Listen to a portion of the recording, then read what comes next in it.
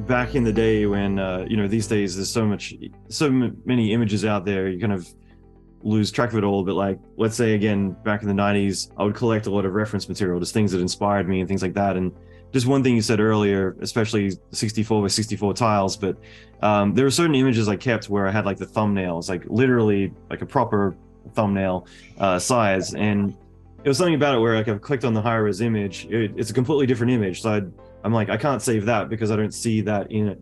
But when I get the thumbnail, I'd see this completely different idea. And like, I'd end up with these like tiny little images because me squinting essentially would be me looking at that saying like, oh, that gives me this whole other idea that it Oh, isn't even interesting. that. It's just, I'm interpreting it that way. And it always was something that stuck with me. I get these tiny little images because the real image is not what I'm seeing. But when I see it from that squinted, 1,000-foot view, I'm seeing this whole other idea or whole other world in there, which, always stuck with me. That is interesting. Yeah. I just think it's interesting because it's almost like a diffusion model.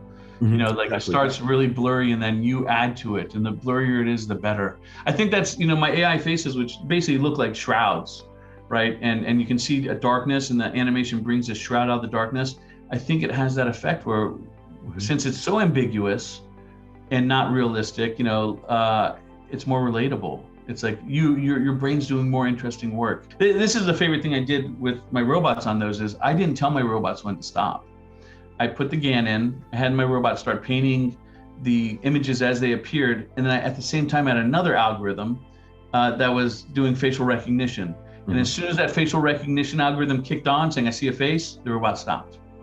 And I thought that was cool. It's like, how can I make this look like the very beginnings of a face being imagined? And that's the algorithm I came up with. And like to go back to another topic we're discussing, how cool is that? As anyone, not yet, but within 2 years, everyone could write that algorithm. It's like, I want an algorithm that uses 10,000 celebrity faces to build a new one.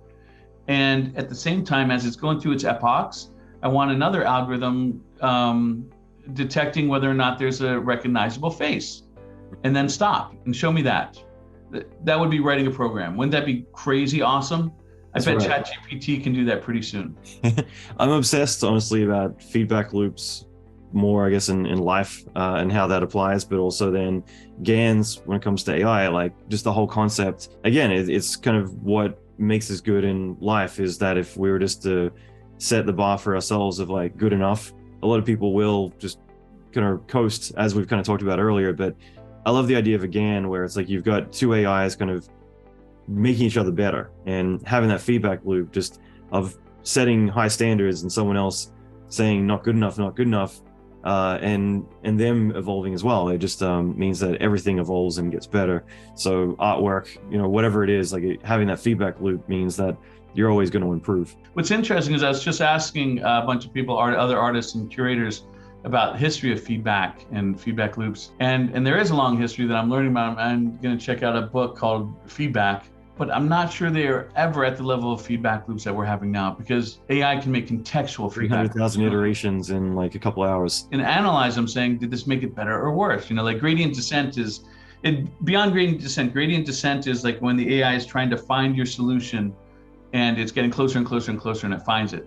But I mean, a better feedback loop, like at the level of Paul Clay's feedback loop, the AI then looks at it and says, okay, does this have good composition? Does this have good color? Does this have good whatever else, aesthetics? Does it have a triangle composition? And then based on yes or no's to all those questions, it says, okay, let's do this again with more contrast and a triangle composition. That is real feedback loop when it gets contextual and there's analysis and there's intelligence. Yeah, it's going to be fascinating to see what people come up with.